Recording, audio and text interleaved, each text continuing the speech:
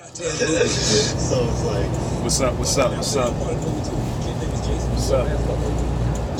Yeah, I just wanted to make this video and address some things that I think are very important, especially in terms of, the climate of hip hop. And right now, the big thing, and I hate to say it's a thing because it's actually the loss of a life. And I'm sad to see that another person has lost their life. But the reason I addressed it as thing is because social media has this tendency to create controversial movements based off of popularity, and there's no real depth or substance to it. And what I'm getting to is the loss of life of the rapper Nipsey Hussle. And reason I want to address it is because I personally don't want to pour too much energy into it. And the reason why is because I made up my mind that, look, the good and the bad thing about social media, right, is that you're able to get a lot of insights into different worlds. The bad thing about it is that by being able to view so many things, you connect yourself with things that's really not even a part of your everyday life. You see what I'm saying? So when I view content and I view information, I'll take it in because I want to be an informed man. But at the end of the day, I make a very conscious effort not to get wrapped up in my feelings or make myself a part of something that I'm not even a part of. You know what I mean? R.I.P. to that brother. I saw that he was living out his dreams, and from what I heard, he was doing some good things within his community and to better things, period. But that's not a part of my world. You know what I mean? So there's no reason that I should be going through the day mentally affected and stuff like that, because I'm a father. I'm a father and I'm a husband. I got a family. I'm out here grinding to put food on the table. I'm trying to raise my kids to be, good people, productive citizens, and achieve their goal. R.I.P. to that brother, but Nipsey Hussle dying, Tekashi 6ix9ine going to jail, none of that shit has anything to do with my life, man. And I think that because you have a window in social media, people allow that to seep into their soul, and it affects them more than it actually should. Again, it's a tragedy. I don't wish anything on anyone, and I hate to see it. But that's not my world, man. And I want to make sure that that I don't get, like other people, too emotionally wrapped up in it. Unfortunately, with the swipe going through social media and everything like that, as you look through things, I look at it as two things: information and entertainment, man. And I ain't saying the death of that brother or the other kid going to jail is entertainment for me, or I get any kind of kicks out of that. But I'm able to compartmentalize things into two categories: information and entertainment.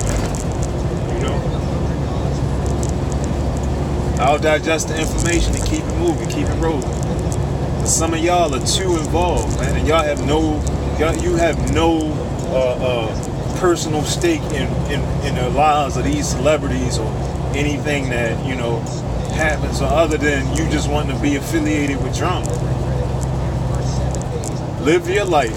Try to achieve things in your life. Be the best person that you can be. Take care of your personal responsibilities. I got a business I'm trying to grow. That's my business. I'm trying to show my children the power of entrepreneurship and good financial education. Being good people. Making sure you have a positive outlook on life. Making sure that you open-minded and accept experiences, man. None of that social media stuff has anything to do with it. The biggest thing I wanted to really talk about, I wanted to really get in, is one thing that I know people are emotionally charged by these situations and tips, and especially the killing of young Nipsey Hussle and everything like that. So it's hard to have rational conversations with people when they're emotionally charged, because all you're going to get is the emotion and not the logical brain. But one very important conversation piece and learning lesson that I think everybody's skimming over right now is the power of choice and the consequences of your decisions.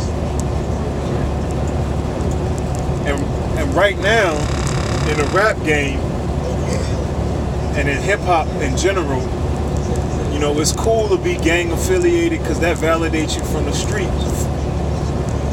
But I want all the little kids, all the young kids out there, who think about getting into that lifestyle just because you're trying to get clout, to observe what's happening to people, even the celebrities. Because the thing is, it's not just on the hood level where just Joe Schmo who's in a blood gang, got killed last week.